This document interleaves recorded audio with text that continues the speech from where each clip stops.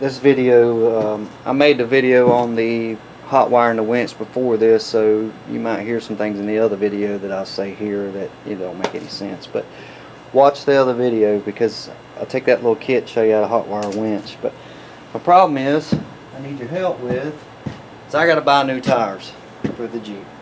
Now, we got 3 options, and I'm gonna let you guys pick, because the way I look at it is I could put 40s on there, but the thing is, here, listen to this first. I used to watch Bleepin' Jeep forever, and when he built the Rock Crawler XJ, he went beyond me, so I kind of quit watching him. I don't know why. I mean, I know he's doing different stuff now, but I'm doing this, so I don't have time. But I couldn't relate with him anymore after Scorpion Crawler, because I'm not a rock crawler. I'm not into that stuff, and you know, it was cool to watch him build the Jeep, but once I couldn't relate to him, I didn't really want to watch it anymore. Now, what I'm asking of you guys is I want y'all to pick what tires I get on here, because I can't make my mind up.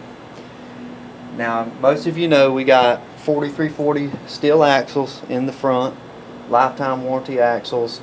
We got the spin-free lock and hub conversion on it. We got the Aussie locker front and rear. I think it's Aussie locker. Anyway, we got a lunchbox locker front and rear. We got Yukon axles in the rear, Yukon axles in the front. We got 8.5 inches of lift. Damn, I forget. 8.5 inches of lift. The 3 options are going to be 37 1250 SX2 Super Swampers. They're 37.5 inches tall. The second option, maybe it'll be 4. Second option, 38.5 1100 boggers. The skinny, tall boggers. They're 38 inches tall. They weigh 70 pounds. The SXs that I just mentioned, they weigh 68 pounds. They're lighter than these, and they're 37 inches tall. Or go for the gusto and put 40s on it. Now, yeah, 40s is probably going to break the axles. It might. Who knows? Mike runs 40s on his with stock axles in the front, stock shafts, and a low pinion 30. I guess my question is to y'all, if we get 40s, we can trek through the swamps of Florida like never before. I mean, we can go out there and get in it, because we're going to be so high up off the ground. And that's what I want to do, is I want to put 40s on it. But I don't want to lose a bunch of you guys' interest in it because of it.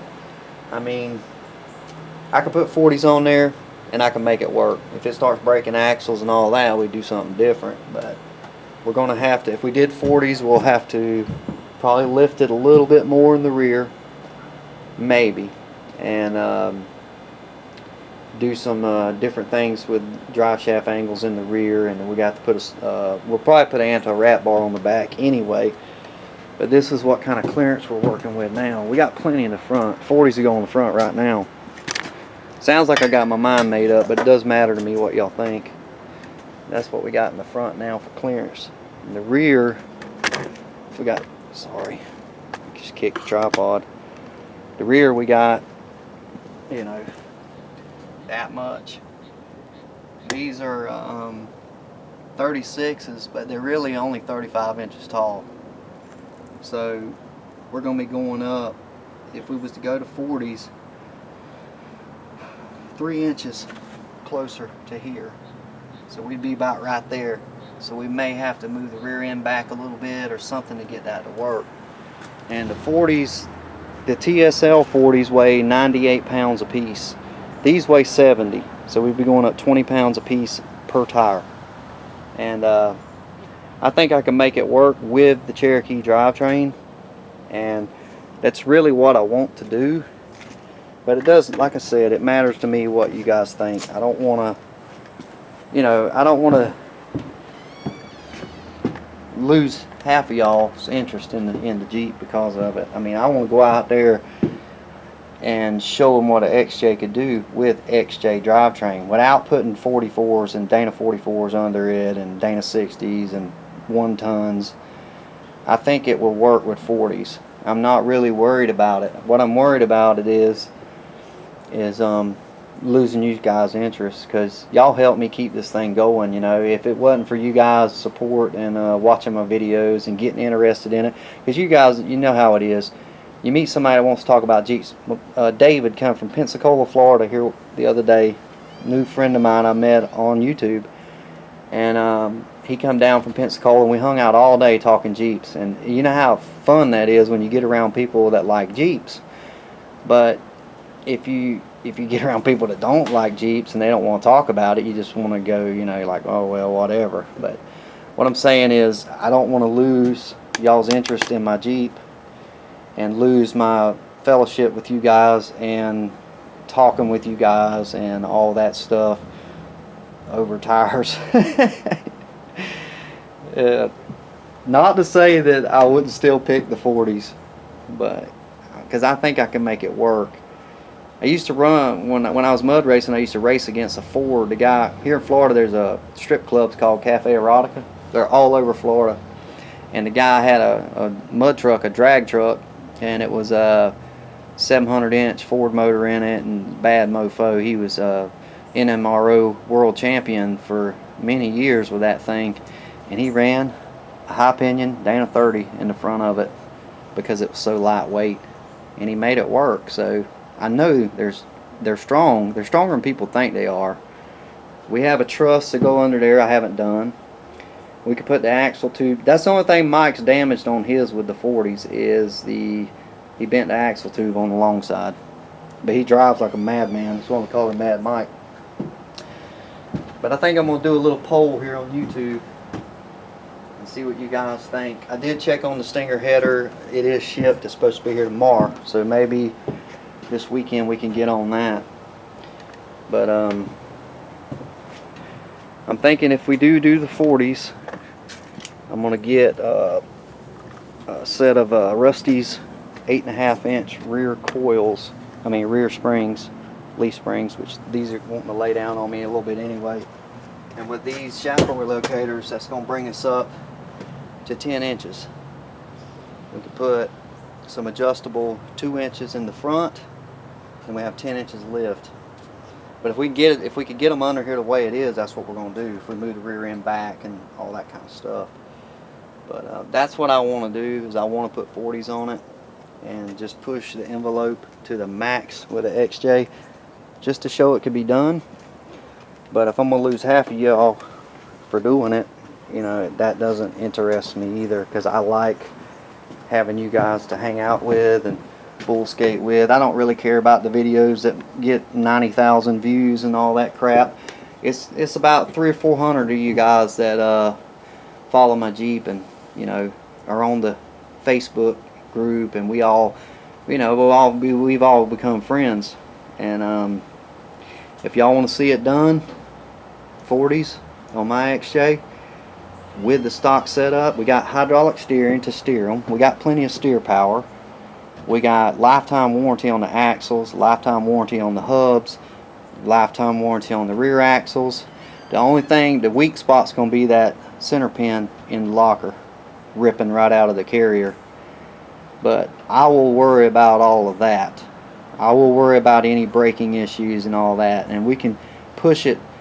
If anything else, you guys can see just how far you could push your Jeeps, and we'll do it with this one. And if y'all think it's a cool idea, that's what we're going to do. And we will go, there's some spots out there in the forest that I have never been able to go to because the water is so damn deep. And what I'm thinking is a high water type vehicle XJ with the hood, with the 40s, the hood's going to be, I don't know if you, let me see if I can see, you can see my hand. Nope. This is me standing by it now. I can tread water about this deep now. So if we put 40s on it, the hood's going to be up here. So that's going to move my water level right up to about neck deep. which would be a pretty good bit. I've had water up to, I've had water licking over this side of the hood, and still going with it, with all the stuff sealed up and everything that I've done to it. But I'm really at a crossroads with the Jeep. I've looked at tires for 4 months, and I've looked at weights and heights and different things, and the 38.5 1250 SX2s would be lighter weight than these, which would mean it'd be about having the same, like having the same tire on there, just hot. It'd be taller, and the radius is bigger, and yeah, there's more leverage on the axle to brake it and all that kind of stuff. I know all the math on that stuff. But the 40s, the TSL, the 39.5 TSLs are 98 pounds a piece. So we would be adding 70, 80, 90, we'd be adding 30 pounds per tire. But the height, can you imagine the freaking ground clearance that that Dana 30 is going to have if it had a set of 40s under there? I've seen it on Mike's Jeep. The damn thing could go anywhere. When he had that Dana 35, he had a Dana 35 under the back of that thing for a while with 40s on it. Because like I've told y'all, in Florida it's different. It's different than anywhere. Well, it's not different than anywhere, but if you play in the mud, you can get away with more stuff. And the higher you can get your Jeep up in the air out of the water, the more it's going to survive that kind of stuff. And we're going to have plenty of power. We're going to put the methanol on there. We're going to port the intake, match it to the head. We're going to do all of that. Get everything up to par. We may make aluminum bushings for the lower control arms to stiffen them up to keep it from wanting to walk back like this on that side, which will cause it to break. It'll drag that tire out from that bushing giving. That's why the 4-bar setups with Jaime joints is stronger than bushings, because it doesn't have any flex to it. It puts all the transferred all the weight and the input, or the lateral motion, into the frame. But not to say I'm going to pick exactly what y'all think, because I am wishy-washy when it comes to tires. It's the most important decision you can make on your Jeep is the damn tires. You can either be sucking hind tit or breaking shit every day, but if you ain't breaking shit, you're not having fun, in my opinion. I ain't never had a fast car that didn't break drive shafts, rear ends, transmissions constantly, but when they were working, they flew, and that's how that goes. So y'all give me your input on it. I at least want to hear what you think. I mean, I could get either or. Believe it or not, they're all about the same damn price when you look at them. They might be $30 a difference between each tire. And with that TJ with that Cummins in, it's killing us. I've been stuck behind him twice, and I don't like that kind too much.